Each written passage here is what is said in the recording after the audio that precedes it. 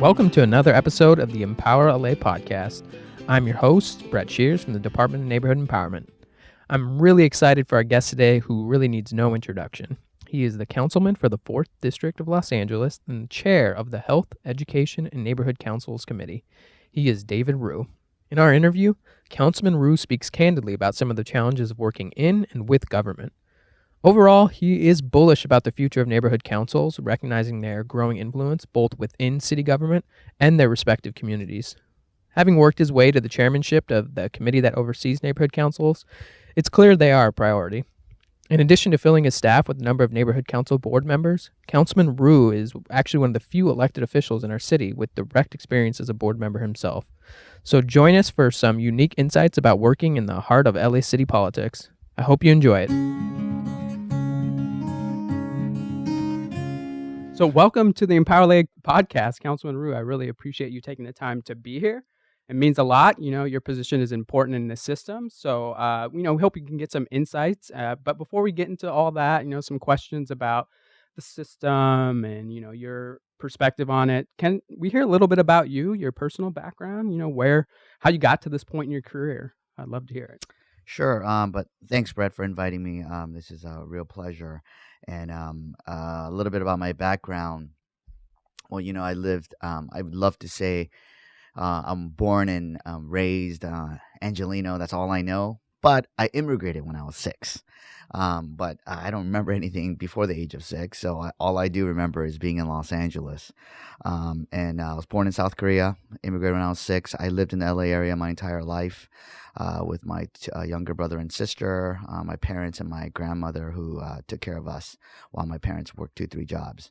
My first job was with the city when I was 15 and a half. I was part of the Is that legal? 15 and a half with a worker's permit. I was a part of the Clean and Green team, which is now called the Conservation Corps. Little did I know, some 30 years later, I'll be 30 plus years later, I'll be back in the city. I feel like the neighborhood council has a great relationship with that core. We use them a lot through all of our things, so it's pretty. Yes, we do, and I personally use them as well, and I think it's a valuable city resource, and it also empowers young youth. Yeah. So after that, what was your experience like getting into politics? Where you're at now? Well, I never wanted to get into politics. I always thought politics was a dirty word. Growing up, all I knew was from civics courses in the news. And you always see, whenever they talk about government politicians, they always talk about the bad parts, how inefficient it is or how corrupt it is. So I just grew up thinking it was bad. But I did want to help people. So I got into social services. I worked in advocacy work locally as well as internationally. I even got to work at the United Nations.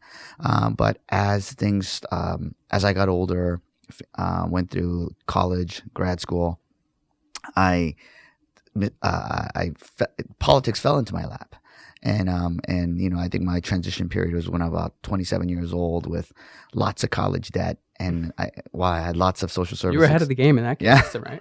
I had lots of social service experience working for nonprofits, but I thought I'd try to go find a real job to start paying off my loans. Did you have any focus like in the nonprofit and social service work? Was there anything that drew you to particularly to, in terms of whether it was subject matter or causes or anything like that? I'm a child of the 80s. So I remember 80s is my formative years. And if you remember back in the 80s, when you thought of poverty, it was there was a huge famine going on in Ethiopia. And, that was when... You'd see those commercials on TV, right? Christian Children's Fund. And I don't know if you remember Hands Across America. Yeah. Of course, March of Dimes, Hands Across America, and We Are the World, Live Aid, right? So growing up, even though I grew up poor, my whole neighborhood was poor. Right. I never thought I was poor. And when I thought of disadvantage, I thought of Ethiopia, Sub-Saharan Africa. And as such, I wanted to go work in Sub-Saharan Africa. And it was always about social services. And my dream job was the United Nations, which I did actually get to go work there. And then I realized how bureaucratic it was. And I was like, oh my gosh, I can't do this. All your ideas about government, you're just like, oh wait, this is what they're talking about. I mean, if you think the U.S. government is slow, or takes a long time, the United Nations makes us look like we're at light speed. Wow. Yeah. So, but yeah, so that was my only foray into government. Yeah. And I did not enjoy it at all. And when I got back to LA after my East Coast excursions and nonprofit as well as grad school, an elected official got a hold of my resume and asked me to see if I was interested in working for her. And my initial reaction was no, because remember, politics is bad. Yeah. You don't do anything. But I decided to. I was 27. I thought I was young enough. And I said, you know what? I will defer getting a real job for 2 years just so I could work for government, work for an elected official, learn how the system works. And I was pretty convinced that it was bad. And I could come back out, because it's easy to from the outside just point the finger and say bad, bad, bad. Yeah. It's one thing to experience it yourself. So I wanted to experience it, come out and say, I know from firsthand experience, it's really inefficient. It's really bad. But little did I know that I would fall in love and this would be my calling. Who was that? Who was that elected official? I was super fortunate. It was the legendary supervisor, Yvonne Burke. Yeah. Wow. Yeah. That's it's a great role model, great mentor to have. Yeah. So I'm got to give her a shout out. So cool. Well, so how did that get you into LA city politics? I mean, obviously it's the area, but to learn a little bit more about the system and then ultimately find your way to this neighborhood council system and, really learn about it and now your interactions with it at city government.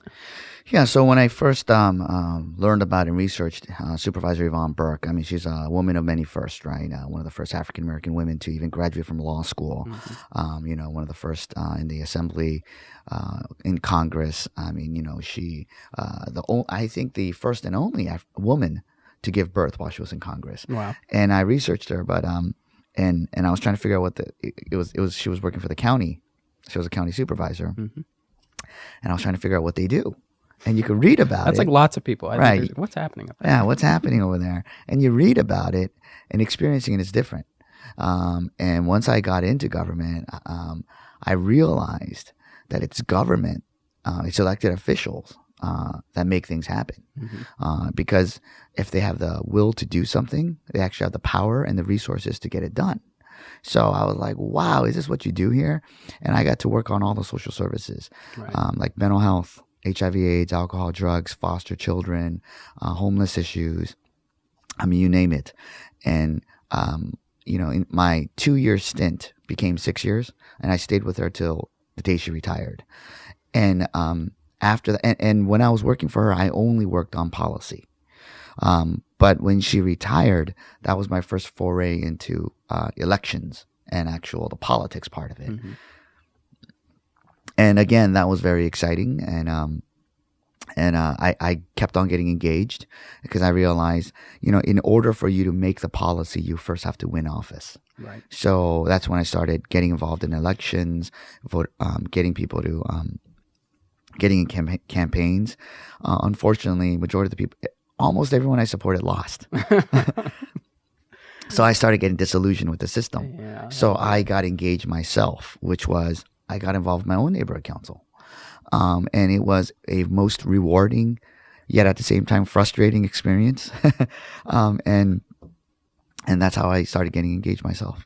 And that was Wilshire Center, Koreatown, yes. Which still exists today. It's still active council, is one of the, probably the original slate of them. So, and that experience, you said it was a little frustrating. We know some of the things that come with that. Neighborhood councils, they're part of government, they're part of the community, and they have their own roadblocks. But what was that experience like, in terms of someone who had already been so involved? Mm-hmm. What did you see? Was there anything identified that, could have been better, that you thought you might bring to city government at a different level that might help you improve it?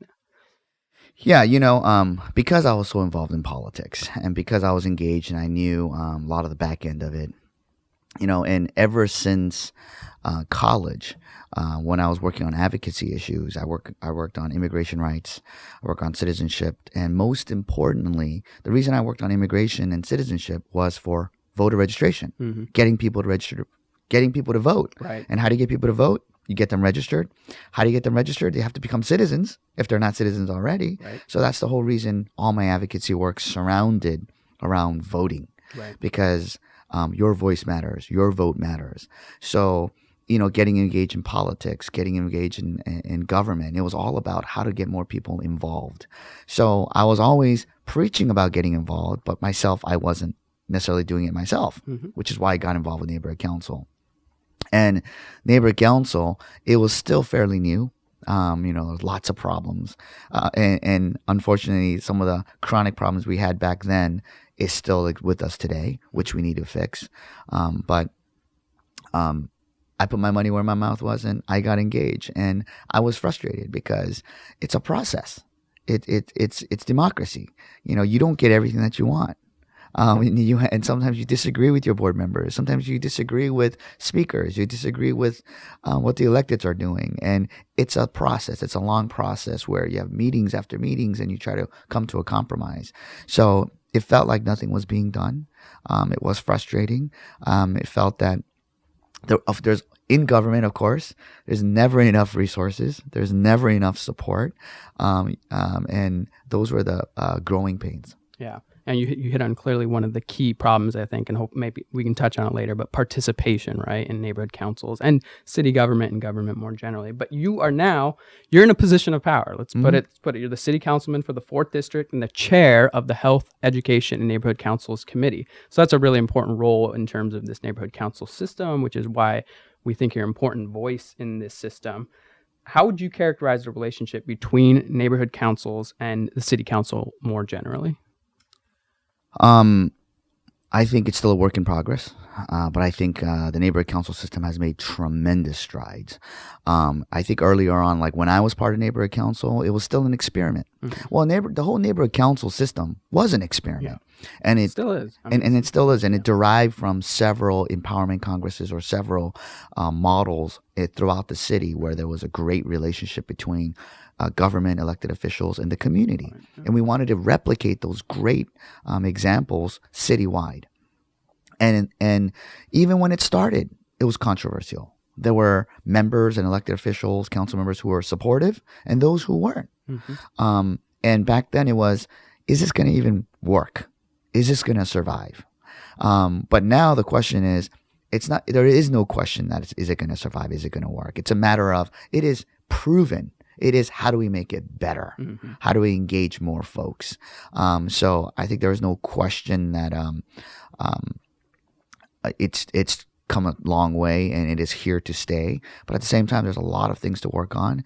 And I think a lot of council members are very supportive, but at the same time want to see more changes, want to see more reforms, want to be more effective. Right. What are some of the top NC-related priorities for your committee or maybe that you see at the council more generally? So one of the reasons I even ran for city council was my frustration.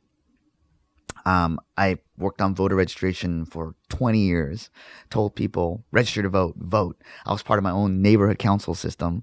And even that, I felt like nothing was getting done. So I ran because I wanted to change it. I ran because I wanted to make neighborhood councils more relevant, even more relevant than it already is. Give them the support that they need. I ran because I wanted every vote to actually matter. And it got to a point where I felt, even though I tell you register to vote and vote because your vote counts, I felt my vote didn't count. I felt my voice didn't count. So for all of those who felt powerless, voiceless, like neighborhood councils, I wanted to give them that resource, that power. So when I've been in office for about 2.5 years now. And when I got elected, I wanted to chair DUN or neighborhood councils. You asked for it. I asked for it. Yeah. I actually didn't get it. And your patience paid off. And that's a testament because, and I'll be quite frank, the neighborhood council, the committee that represents the neighborhood council is usually the least liked committee or least desirable committee. Right. I mean, there's committees that everybody wants, like budgets, public safety, some of these big ones. Right. And then the one that no one wants is like the neighborhood council one. However, when I got elected, several of us actually wanted it.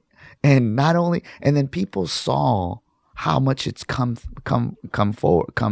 today, where, who got the chairmanship of neighborhood councils? Yeah. The president of the council. Hoarded it for himself. Right. So, I mean, but I say that to show how relevant it has become. where our own president of the city council wanted it. So you think that's the kind of the underlying change, that desire to be on it was increase in relevance? And 2 years later, I finally got the chairmanship. But of course, our president of the neighborhood council is still on. Right. And if you could recall, before me was Council President Herb Wesson. Before Council President Wesson was Councilmember Paul Krikorian, who is now chair of the most powerful budget committee. Mm-hmm. So you could see how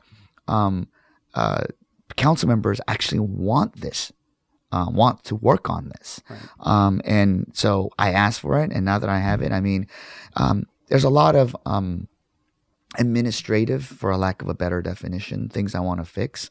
I mean, there's still issues with finances. I mean, it's to a point where, and this is not just reflective of neighborhood councils. It's even in my own office with discretionary funds. Mm-hmm. We give money to an organization, and sometimes it takes 6 months to a year for them to actually physically get the money. All right. So just make sure. So all our neighborhood council people heard that, and the groups that get the money. This is a systemic problem. It's not just limited to neighborhood. It's a systemic problem, but it's improved tremendously. That's good. But I remember when I was on council, it was ridiculous because it was to a point where the people who got the money just gave up on it. Yeah. And then we had to recycle the money and give it out again. Yep. And then when terms changed, new councils come on board, they have different priorities. So, I mean, basic things like that. And it's also systematizing a lot of the things that every neighborhood council struggles with. Yeah. Like, for example, every neighborhood council has to do like a financial audit. Mm-hmm. Every neighborhood council has to build a website. Every neighborhood council has to do outreach. So what are some of these things that we could pull everybody's resources together? Which, by the way, for example, like websites, every neighborhood council talks to each other and says, hey, you guys have a great website. Who did that website for you? It's kind of, and everyone gets a budget, but everyone gets a relatively small amount of budget where it depends how much they spend on their website. So everyone's kind of using the same people anyways. Hmm. Why can't we have some sort of uniform standard? You could have your distinct personality, but at the same time, things that could be lumped up together for efficiencies and cost savings, we should do so. Which again, I mean, I want to put this plug in. When I got part of the chairmanship, we sent out a survey to all neighborhood councils asking for feedback, mm-hmm. general feedback as well as specific feedback, and in particular things that they want to see changes, and as well as recommendations. And a lot of these things is what we're hearing from all the various different neighborhood councils. That's good. I mean, we hear a lot from them, obviously, at the Department of Neighborhood Empowerment about those proposed changes. We had the elections. That was a big thing about pushing them back. So we're hoping to hear more feedback on them. I don't know if you had any thoughts on that issue, or if you had any thoughts on some of the other broader changes that we're trying to introduce to the system. Right. But. So, yeah, and another one that keeps on coming is if I lump it all together, it's consistency. Yeah. We need some sort of standardization. Like, for example, one problem that's always reoccurring is the definition of stakeholder. Right? Who makes up a stakeholder? So in the beginning, when I was on neighborhood council, I loved the autonomy. I love the fact that every neighborhood council is unique because every neighborhood is unique. So, and the whole basis of neighborhood councils is for everyone to play out their uniqueness, for everyone to be able to dictate their own fate.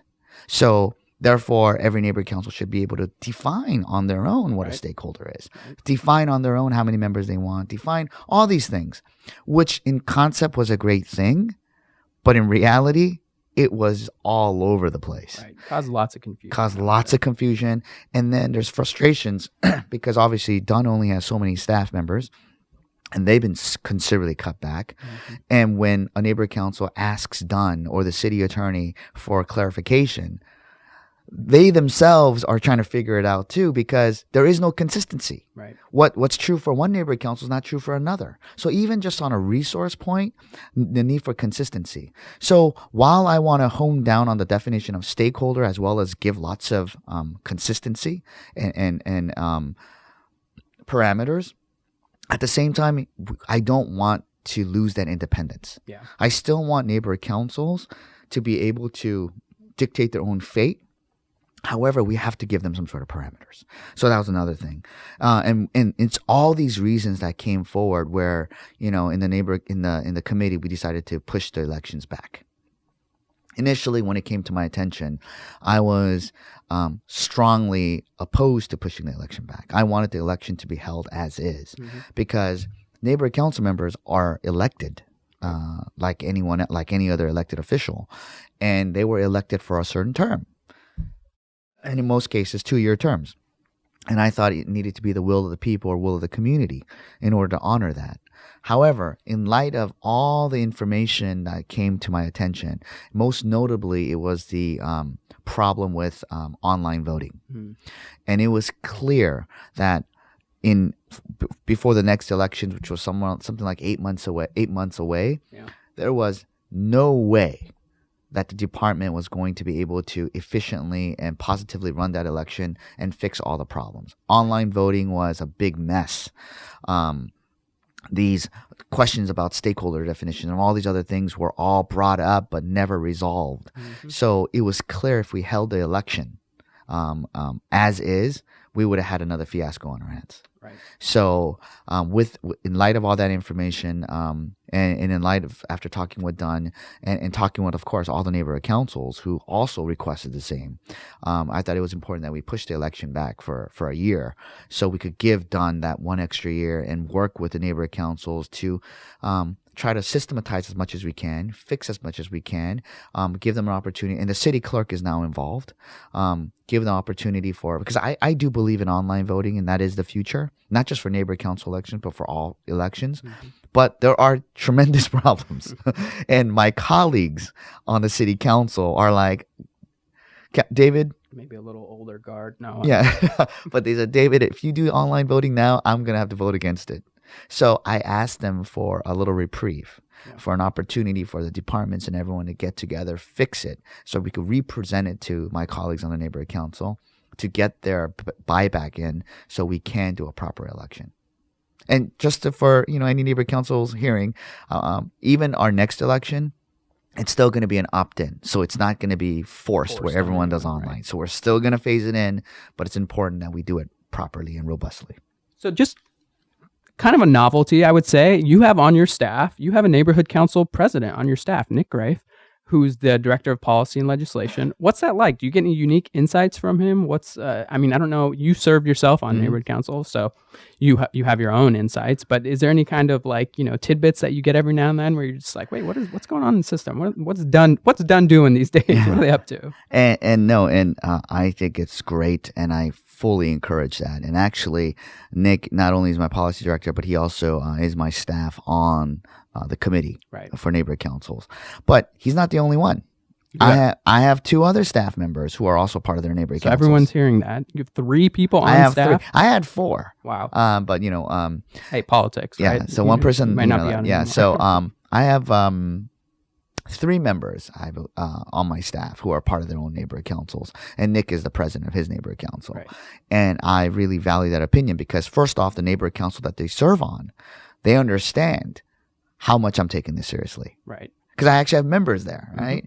And the departments, whether it's a city department or whether it's Dunn and the community, as well as anyone who comes and presents to the neighborhood council, whether it be a developer or whether it be some other entity, understand that there's a council member's deputy on their own neighborhood council because it's their neighborhood, by the way. You can call them on their stuff. Right. Because they're not only my staff, but they're also residents of the city of Los Angeles, members of that community, and they love that community. Right. They live there. They want clean streets, safe streets, paved streets, right, and sidewalks. So they're only doing what's in their best interest. And I also get the feedback from the ground about actual implementations. It's not just we're hearing a secondhand, I get a firsthand. Right. And that's great. I think I would definitely encourage more council members on the city council to get more staff people involved. I actually have been seeing that. I've been seeing people pluck neighborhood council members and put them right on their staff because I think there are some unique insights. So I think that's... And actually, that's how one of my former staff members was on my staff, and he was part of his neighborhood council, and obviously, clearly, he was a great liaison to that particular community. That's why we brought him on board. So, the mission of the neighborhood council system is to get people more engaged with city government and to make the city more responsive to local needs. That's kind of this overarching impetus for this whole system. Do you think we're achieving our goals? Do you think it's achieving its goals, this system? Yes.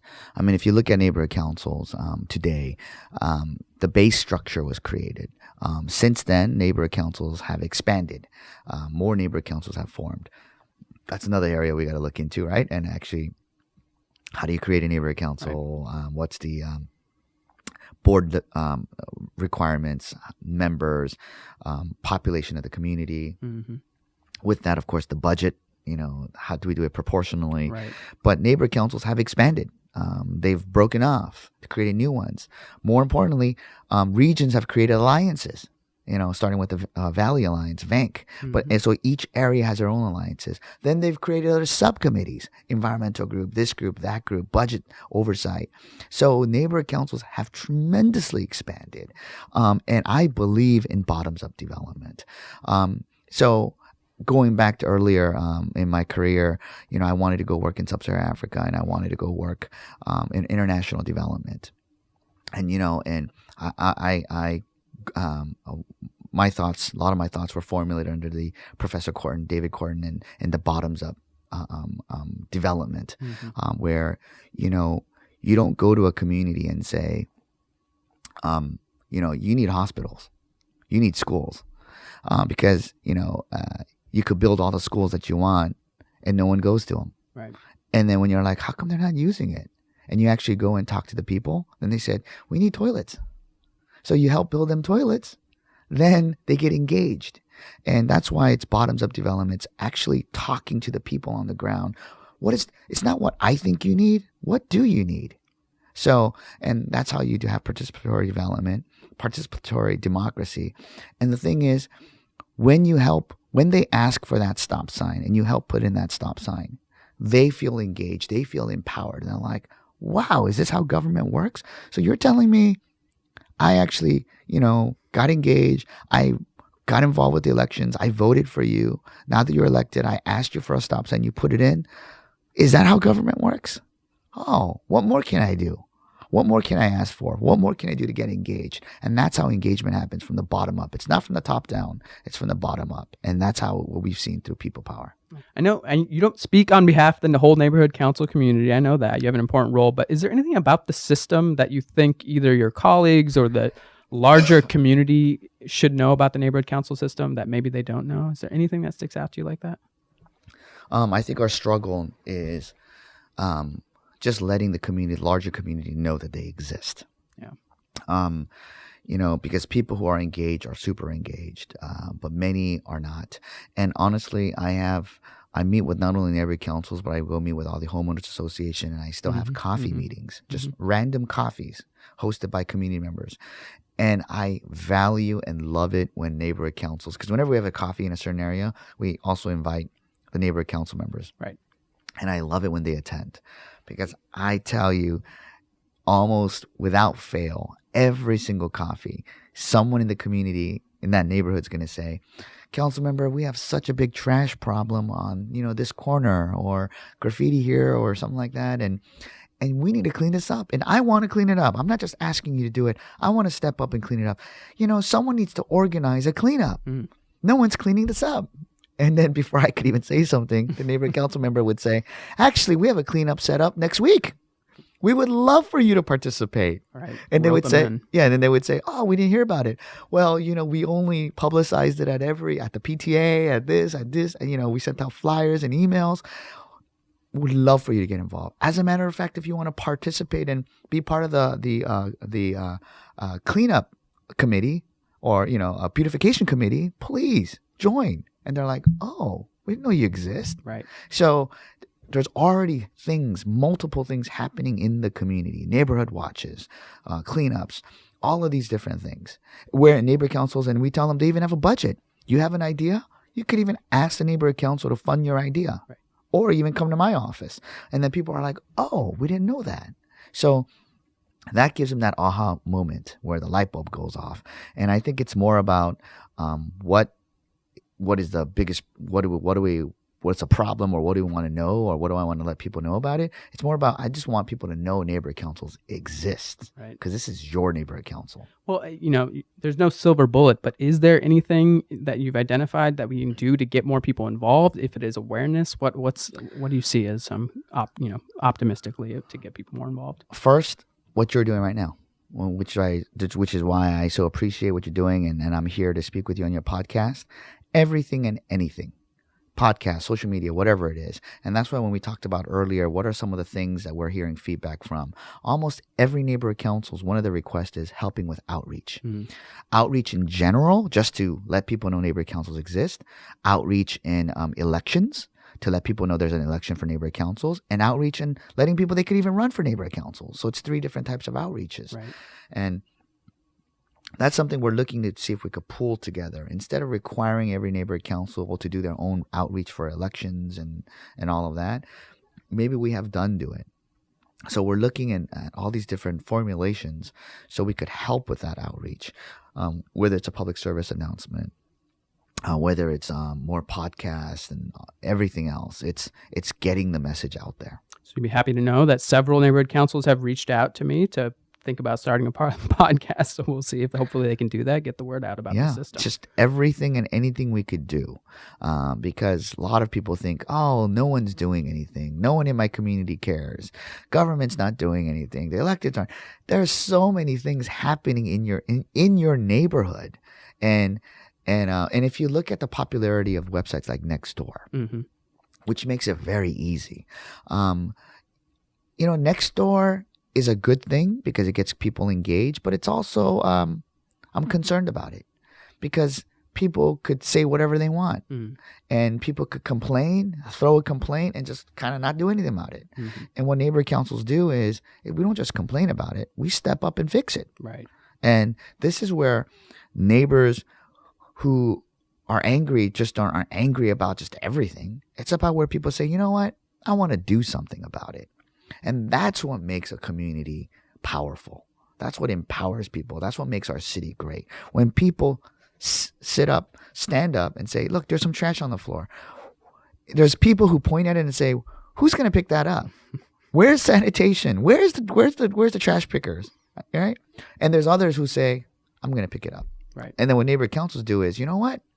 Let's organize a cleanup crew once a week so we always pick up the trash. And that's what neighborhood councils are. So last question, it's a little more philosophical. You anticipated it, but we are the Department of Neighborhood Empowerment. What does empowerment mean to you? Empowerment is about, the cliche saying, right? If you're hungry, you give them a fish. If someone's hungry, you give them a fish. If you want to really empower them, you teach them how to fish. But actually, there's a third way. It's not just about teaching someone how to fish so they won't go hungry. It's also teaching them about the whole ecosystem, about how the chain of fishes and the environment, so that they don't overfish. Because if you fish, they'll fish it till all the fish are gone. Right. So it's about teaching and empowering them about their surroundings, about their environment, about the system, so that they could learn the system and build within the system. And that's what empowerment's about. Yeah, some deep teaching.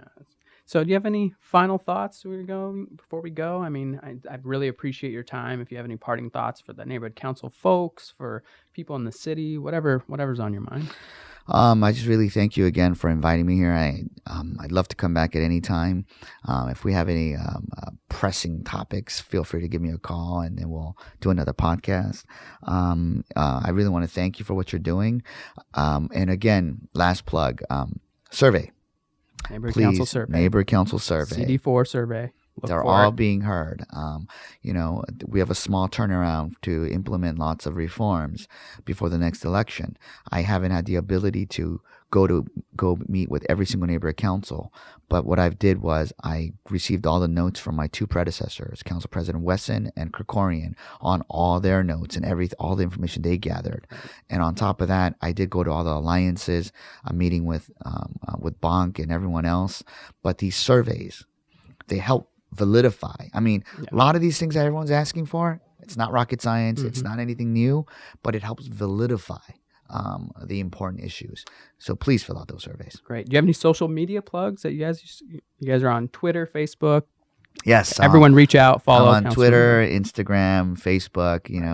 My Twitter handle is at David E. That's my middle initial, and then last name Ryu. Got it. Cool. Thank you so much for taking the time. Yeah. So look for those. Thank you. Appreciate your time.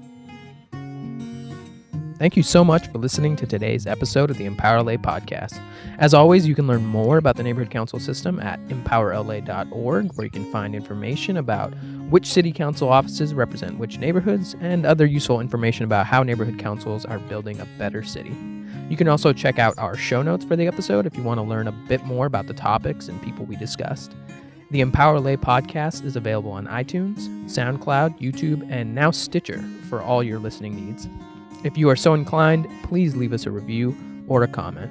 We would love to hear your feedback. Thank you so much for your support.